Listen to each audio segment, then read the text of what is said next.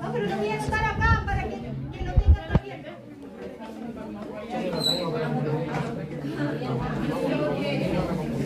Barrera hematoencefálica, los astrocitos. Ya. Forman redes, grandes redes interconectadas entre ellas. Hay dos tipos principales, los fibrosos y los protoplasmáticos, y tienen una forma de estrella. Están también las células satélites, que principalmente dan soporte a la musculatura, y las células de Schwann, que vendrían siendo las que forman la vaina mielina en el sistema periférico. Por otro lado tenemos las neuronas, que se clasifican por su función. Perciben los estímulos exteriores. Las interneuronas, que son las que tienen conexiones entre neuronas, con las redes neuronales. Las neuronas motoras, que son las que controlan el movimiento y la coordinación muscular. Después tenemos otro tipo de clasificación por prolongación. Está la unipolar, son las que tienen una acción y una sola prolongación. Las bipolar, que poseen un axón y una dendrita larga. Las multipolar, que poseen un axón y múltiples dendritas. Y las pseudo unipolar, que tienen solo una dendrita dividida en dos.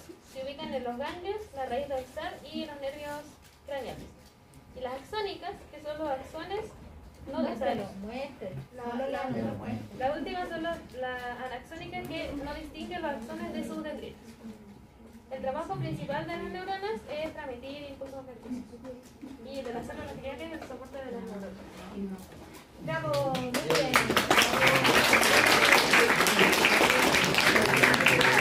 Ya, oye, está súper bueno el mapa. Está bien hecho, no le sobra ni le falta información. Así que les voy a subir la foto. Les voy a subir la foto al Blackboard para que tengan el mapa conceptual, ¿ya? Porque igual esta cosa, el proyector, no nos favorece mucho con la calidad de las imágenes, ¿ya? Así que les voy a subir la foto al Blackboard para que lo tengan. Pero en general está bien, y eso del astrocito que te decía, que claro, pues es como la célula que participa en muchas funciones y forma parte de la barrera hematoencefálica. Sí. Por eso la torrente sanguínea que es como un shock, pero es la barrera hematoencefálica. ¿Ya? ¡Súper! Muchas gracias. Muchas gracias.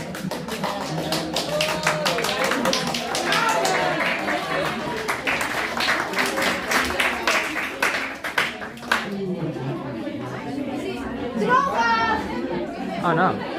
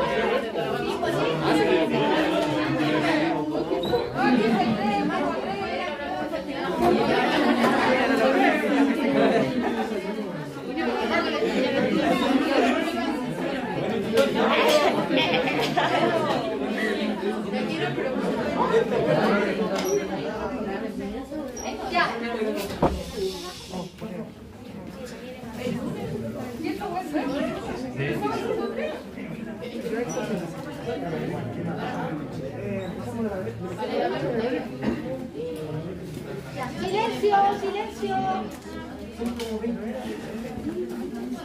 Hola. Ya. La heroína se nos presenta como una droga opioide de tipo semisintético que se extrae de la amapola.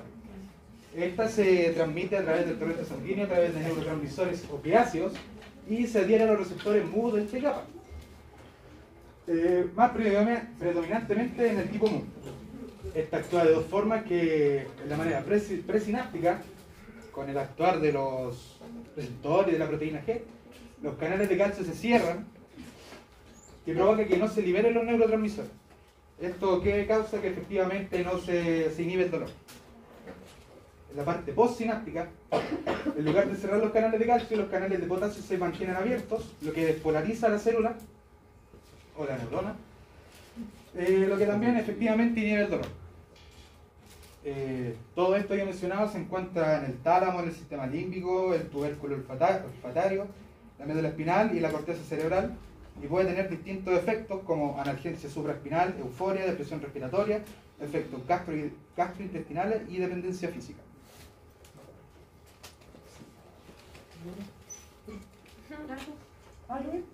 Bueno, después tenemos la éxtasis. La éxtasis es una droga sintética de carácter agónico, la cual afecta a la producción de diferentes neurotransmisores, los cuales corresponden a ser la dopamina, la norepinefrina y la serotonina.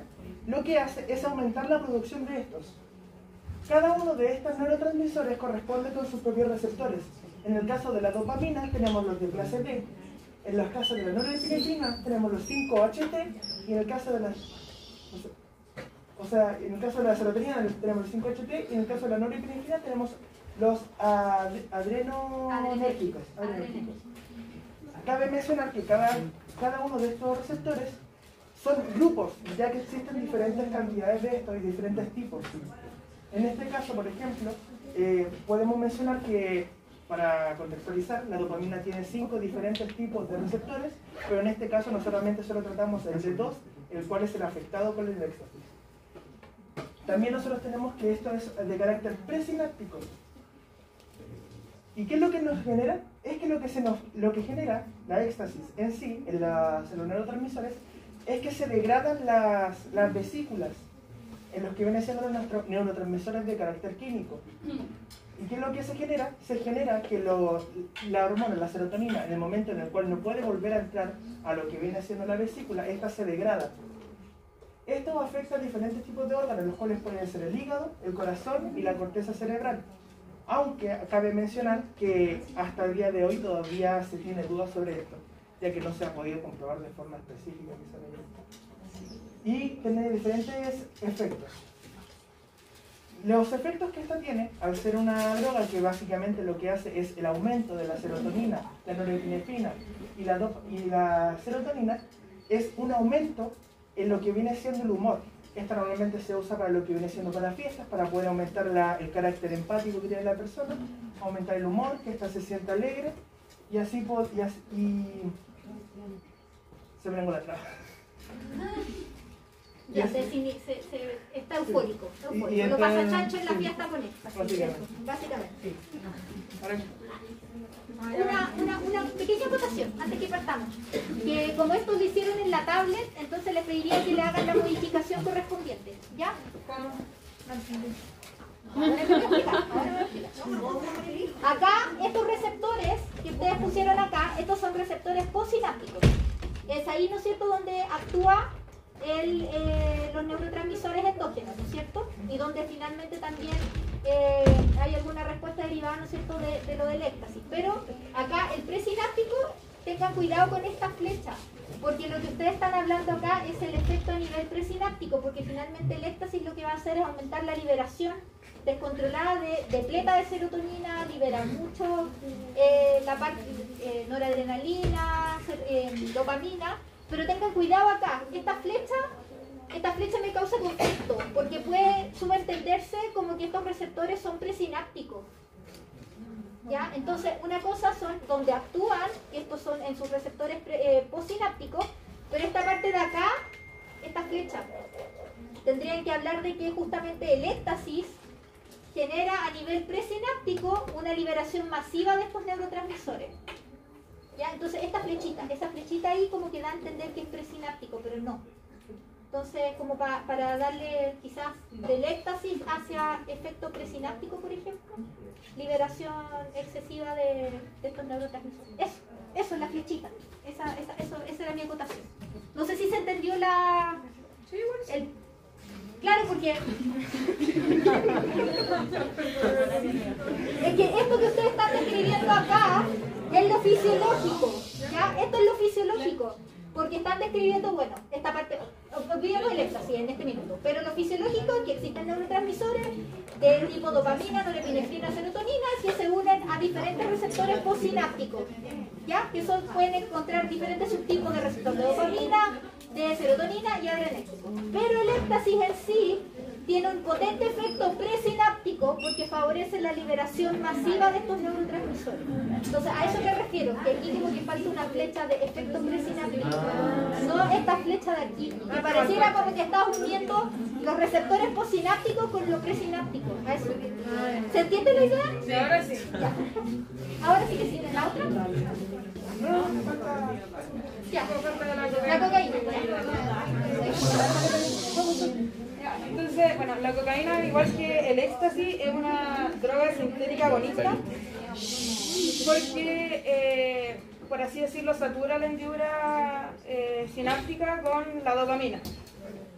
Esto, bueno, afecta a receptores como los serotoninérgicos, dopaminérgicos y, pucha, no sé... Muscarínico. Bueno, dentro de ¿Sabes lo que son los receptores muscarínicos, no es cierto? Ah, Son la receptores para acetilcolina, que es otro neurotransmisor. Ah, ya, no. Ya, No pero para cachaba. que sepan. Muscarínico igual acetilcolina. Bueno, y dentro de los efectos que encontramos, bueno, o sea, la causa de los efectos es que en la hendidura sináptica tenemos una saturación de dopamina, lo que produce euforia. En el caso de la noradrenalina, que también está presente en los efectos de esta droga, esta produce los efectos adversos, como, no sé, los temblores, ataques de epilepsia, y etc. Perfecto, perfecto, sí. A la siguiente. Sí. Estoy echándole el último vistazo. Arreglen esto para que me lo manden corregido y yo poder subirlo al Blackboard por fin. Agonistas, receptores, ¿sí?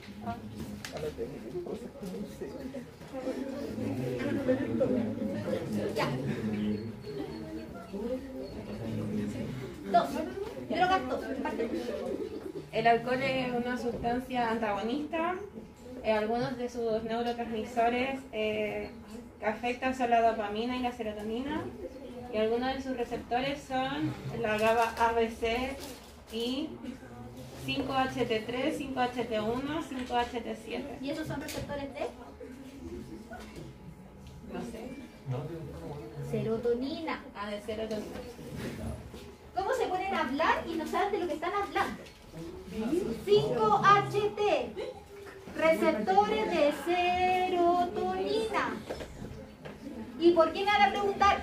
Yo sé que es difícil de dilucidar que sea de serotonina, pero les voy a dar una pista. A la serotonina también se le llama 5-hidroxitriptamina.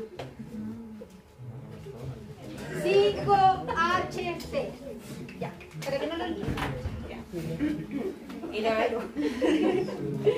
Y su efecto, el alcohol tiene efectos como la disociación, tiene efectos de decisiones, el autocontrol, la pérdida de memoria y equilibrio, afecta los riñones, hígado y el cerebro en la corteza prefrontal, en el sistema límbico y el cerebelo y el hipocampo. ¿Ya? ¿Siguiente? Estoy leyendo para ver si hay que agregar algo o quitar. Denle nomás, caballos. La marihuana es una droga natural cuyo neurotransmisor es el TSH. Este neurotransmisor actúa como agonista en los receptores CB1 y CB2 con los cuales se acopla, simulando un neurotransmisor llamado CBD, un receptor endocannabinoide. Se acopla esto y es antagonista con el GABA, el cual impide el paso del GABA para aumentar el flujo de dopamina en el cerebro.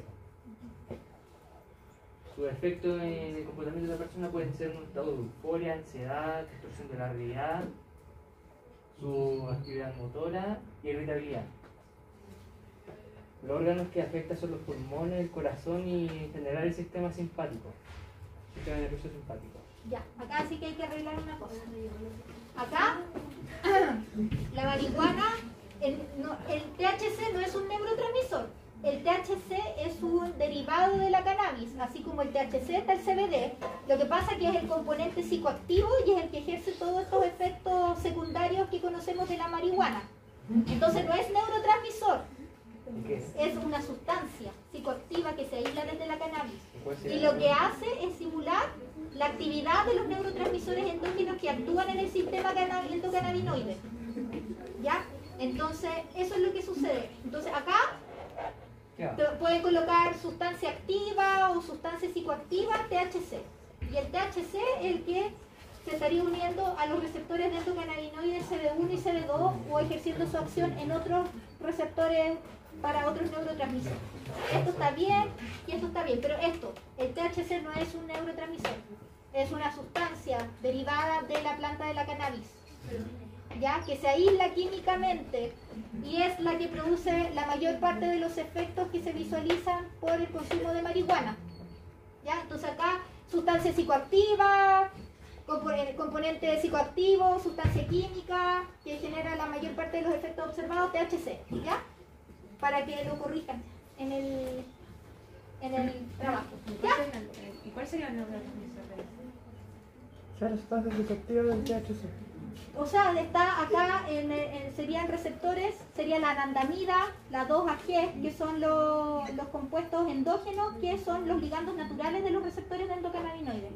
De hecho, el THC tiene una forma química muy parecida a la anandamida.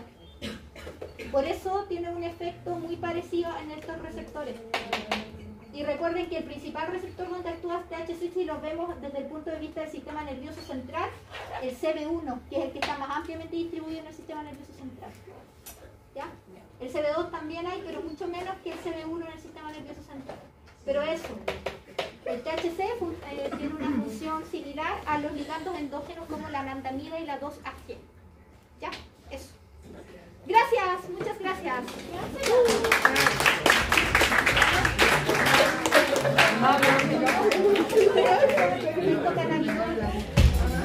Y lo que hace es la anandamida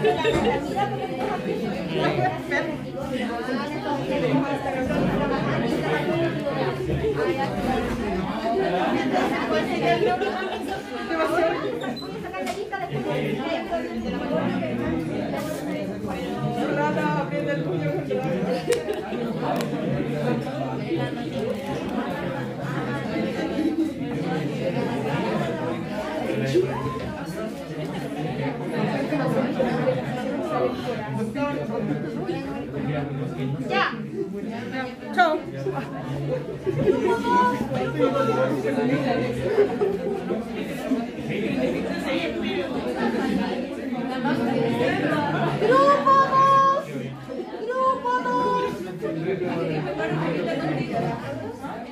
Ya, ¿y quién paga? A la patita todo.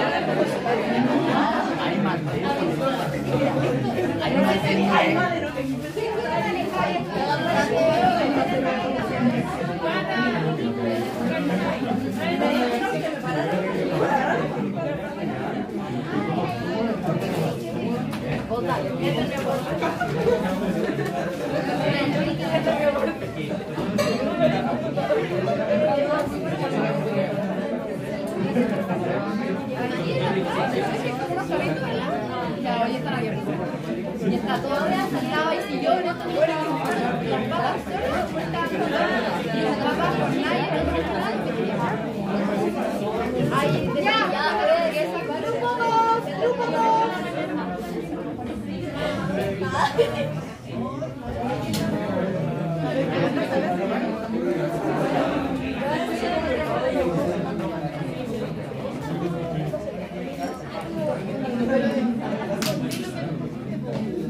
La flor no resolviente no quiere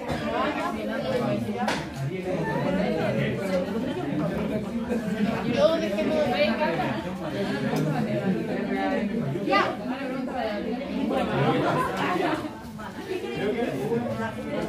Comiencen, acá van a comenzar sus compañeros.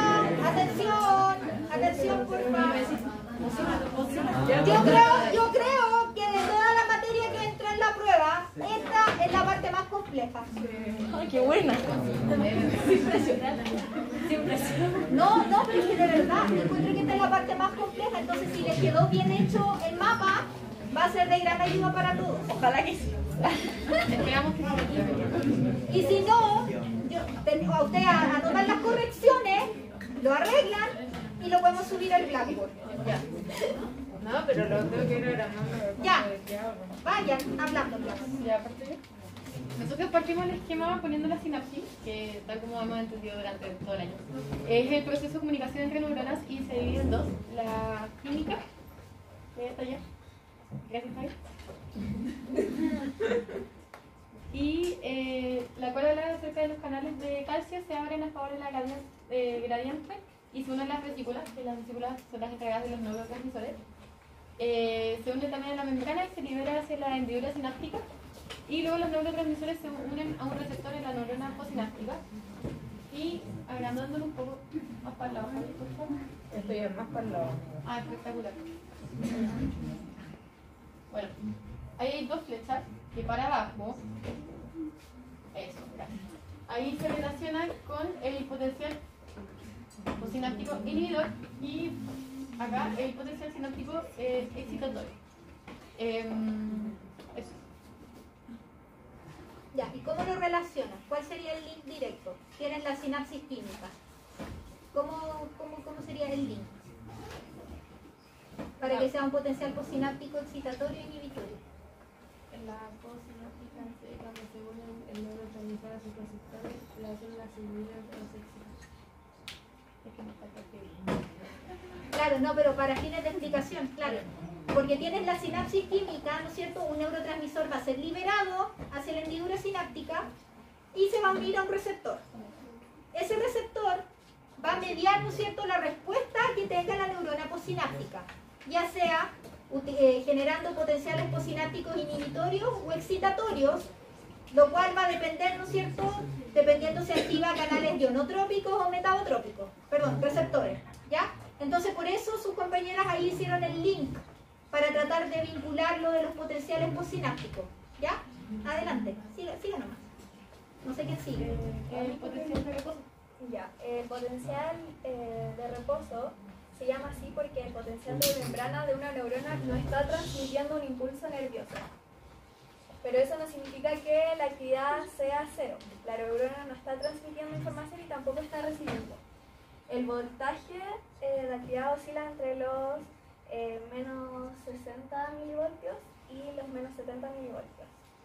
El canal de sodio y el canal de potasio están cerrados y solo la bomba de potasio está activamente transportando iones de sodio hacia el extracelular y los iones de potasio hacia el citoplasma.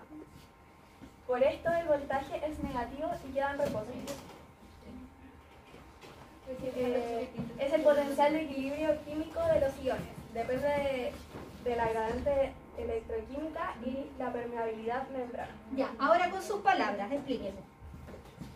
No sé cómo es que lo anoté así con mis palabras porque ese es el resumen que saqué. Ya, sí, ahora resúmalo. ¿De qué depende que el potencial de reposo se mantenga en ese valor?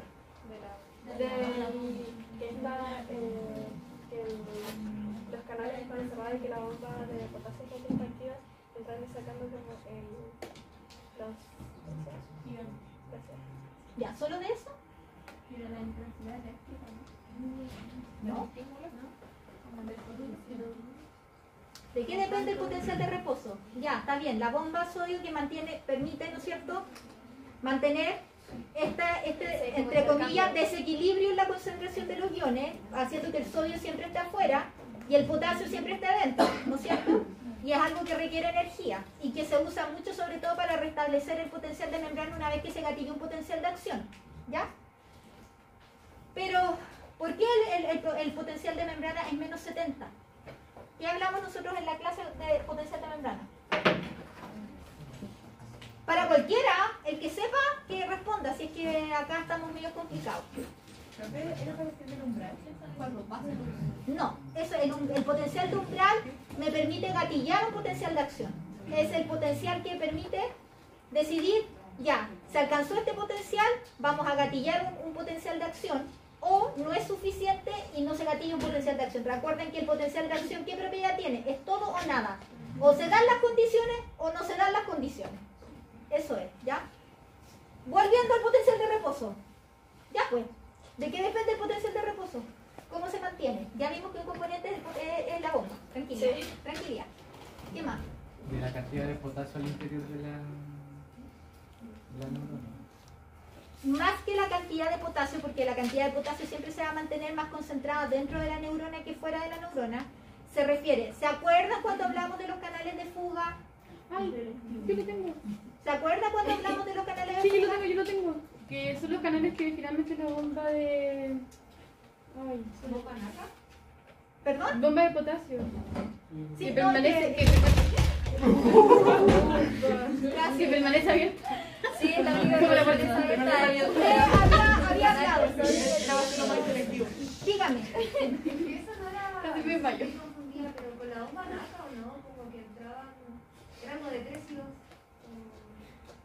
Ah, es que es una cosa es la bomba sodio-potasio, que salen 3 sodios, entran 2 potasios, ya, esa es una cosa. Pero los canales de fuga, ¿se acuerdan que yo les decía de que todos los iones se tratan de mover a través de la membrana en función de su potencial de equilibrio? Tratan de alguna forma, tratar de establecer como las mismas concentraciones a ambos lados de la membrana, cosa que no ocurre. Porque hay impedimentos, ya sea porque no pueden atravesar libremente la membrana, porque hay ciertos canales que en vez de estar abiertos están cerrados y solo en ciertas condiciones se abren y nos dejan pasar, o por carga eléctrica, y ahí es donde hablamos de gradiente electroquímico o potencial electroquímico, donde juega un papel la concentración de los iones versus la carga eléctrica de los iones. Entonces, existen unos canales en las membranas de estas células que son los canales de fuga. Cuando hablamos de fuga, que están abiertos permanentemente, entonces permiten el movimiento de iones. En el caso del potencial de reposo, tenemos canales de fuga para sodio, que son los minoritarios, pero también tenemos muchos canales de potasio, que son los mayoritarios. Y el potencial y el valor del potencial de reposo está principalmente representado por los canales de fuga de potasio. Porque ¿qué hace eso? El hecho de que está saliendo potasio, de cierta manera va a lograr de que el potencial de membrana trate de irse hacia el equilibrio del ion potasio. Por eso el potencial es tan negativo, es menos 70. Entonces, pregunta, ¿cómo se mantiene el potencial de reposo de la membrana? ¿Gracias a qué? Bomba de potasio. A los canales de fuga de potasio. Mayoritariamente a la labor que ejercen los canales de fuga de potasio. Y eso está en una diapo de su clase de potencial de acción. Así que si no lo ha leído, léalo. Porque ahí está. En la 8. Ahí está, en una diapo. Ya, perdón. Pero claro, la bomba también tiene su papel para mantener este equilibrio y sobre todo cuando se ha generado la depolarización y sí o sí hay que restablecer las cargas a ambos lados de la membrana. Pero más específicamente los canales de fuga. Entonces hay canales de fuga, los que más intervienen en la mantención de este potencial están asociados a los canales de fuga de potasio principalmente. Ya, dele. Luego de este break intenso, dele. El potencial de acción falta. Dale. Si parece que va a poner. Sí, ahí se ve. ¿Lo ven? Ahí está. ¿Qué ves? Entonces,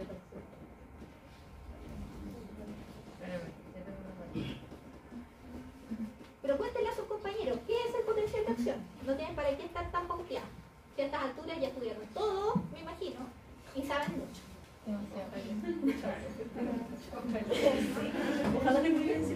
Hoy yo les tengo fe. ¿Por qué no se creen el cuento? Yo les tengo fe. ¿Por qué no se creen el cuento? estamos en proceso de organización. Sí, ténganse fe. De un estilo. Pero no es. Maura, Pero Maura, por favor, pero no es la Maura que se para en el. ya, partamos. Potencial de acción. ¿Qué es el potencial de acción en sí? ¿O qué genera en la neurona el potencial de acción? Un cambio rápido transitorio. ¿De qué? Es como el cambio del reposo a la activación finalmente. A la activación. Claro. Ya, pero usted dijo algo importante, que es un cambio transitorio de qué? Que propaga el potencial. El potencial de acción es una inversión transitoria de la carga. Acuérdense que la membrana está por fuera positiva, por dentro está negativa. Y cuando se genera el potencial de acción, hay una inversión de carga transitoria donde la parte de afuera que estaba positiva se vuelve negativa y la que estaba negativa adentro se vuelve positiva. Lo que pasa es que ustedes están reduciendo todo al sodio y el potasio, que lo entiendo, porque es lo que más, el papel más importante de estos iones en el potencial de acción, pero no son los únicos iones que están. Hay muchos iones, pero los que se encargan de mantener principalmente el potencial negativo dentro de la célula, yo les mencionaba los grandes aniones en una clase cuando hablamos de potencial de acción. Y afuera, que está muy enriquecido de sodio, pero no es el único ion. Hay cloruro, hay otros también. ¿Ya? Entonces, no sé, cuando hablen inversión de la carga, principalmente generada por el alto flujo de sodio, piensen que el sodio está súper mega concentrado fuera. Y como le abren la puerta, y acuérdense lo que les puse ahí en el resumen de las preguntas, se mueve por gradiente de concentración, entonces feliz de la vida va a entrar el sodio. ¿Y qué va a generar eso? Que se vuelva más positivo dentro que afuera. ¿Se entiende la idea? Y eso se llama despolarización. Sigan, por favor. Entonces el potencial de acción despolariza las neuronas. El potencial de acción está formado por fases, que la van a explicar muy bien sus compañeras. Y una fase es la despolarización. Eso viene la repolarización y la hiperpolarización. A sus compañeros. ¿Cuáles son las fases? Díganme. Potencial del potencial de acción. La repolarización y la hiperpolarización. Ya. ¿Qué pasa en la despolarización? Se alcanza el umbral y se abren los canales de Na. De sodio. Y los canales de potasio se empiezan a abrir. Claro, se empieza a alcanzar el umbral y se empiezan a abrir paulatinamente al principio los canales de sodio hasta que llega un minuto que ya todos se empiezan a abrir. La apertura de unos canales de sodio estimula la apertura de los siguientes canales y se empiezan a abrir todos consecutivamente. Y eso es la fase, como por decirlo, exponencial del pic que caracteriza, ¿no es cierto?, el potencial de acción. Pero va a llegar un minuto en que ¿Y qué va a pasar en la repolarización? Ya, en la repolarización se distinguen dos eventos. Se inactivan primero los canales, se empiezan a inactivar todos los que estaban abiertos, se empiezan a inactivar y luego se empiezan a cerrar. Ya, ¿qué más pasa en la repolarización? Los canales de potasio. ¿Cuáles canales de potasio se abren? Los dependientes. Dependientes de voltaje. ¿Cuáles son los canales de sodio que se abren para la despolarización? Los canales de sodio dependientes de voltaje. ¿Qué quiere decir? ¿De potasio? No, sí, estoy hablando de la despolarización. En la despolarización se abren los canales de sodio dependientes de voltaje. En la repolarización se cierran estos canales, se inactivan y se empiezan a abrir los canales de potasio dependientes de voltaje. Cuando hablo de dependientes de voltaje quiere decir de que cuando existe un cambio en el potencial de membrana, estos canales lo detectan y se abren. Esa es la idea. ¿Ya? Y la siguiente fase es Hiperpolarización. ¿y qué hay en la hiperpolarización? Baja. ¿Y por qué llega una carga más baja? Que hablemoslo en lenguaje técnico, disminuye aún más el potencial, ¿no es cierto?, de membrana. Sí. ¿Por qué? Haciendo que los canales como una fuga, como un escape. Es que siempre van a estar abiertos los canales de fuga de potasio. Lo que pasa es que se están, ¿no es cierto?, se abrieron los canales de potasio dependientes de voltaje y el potencial se fue haciendo cada vez más negativo, más negativo, más negativo, y eso contribuye a la hiperpolarización. Y luego tienen que estos canales dependientes de voltaje, de potasio, se empiezan a cerrar, la bomba sodio-potasio está actuando para volver a restablecer el equilibrio de iones sodio y potasio, y el potencial de membrana vuelve a su estado basal. ¿Se entiende? Sí. Ya. ¿Qué más? Ya, está. Sí, me parece que está bastante bien, pero faltaba lo de los canales de fuga y esa es la parte de No, pero sí lo pusimos. ¿Lo pusieron? Sí. Sí, acá. ¿Está acá? ¿Está acá? Canales de fuga. Canales de fuga. No es bomba, son canales, no es bomba. Ya, por favor, voy a decir esto, sí, voy a decir una cosa al respecto que lo puse también en las preguntas. Cuando ustedes lean en alguna parte bomba de algo, es un complejo proteico que requiere energía para mover moléculas en contra de su gradiente de concentración. Entonces, en la bomba sodio-potasio, que es la que ayuda a restablecer, ¿no es cierto?, este potencial de membrana, una vez que se ha gatillado el potencial de acción, lo que hace es mover sodio hacia afuera, en contra de su gradiente, porque siempre el gradiente de concentración va de más a menos. Ese es el movimiento lógico. Y si yo necesito energía para mover un ion, ahí estamos hablando del concepto de bomba. ¿Ya? Transporte activo, es un tipo de transporte activo. En el caso de los canales de fuga, son canales iónicos, que mueven iones, ¿ya? No son bombas, son canales de fuga. Si es bomba y se clasifica como bomba, pero estos canales son de fuga y no son bombas. Está la bomba sodio-potasio y están los canales iónicos de fuga de potasio. Y eso.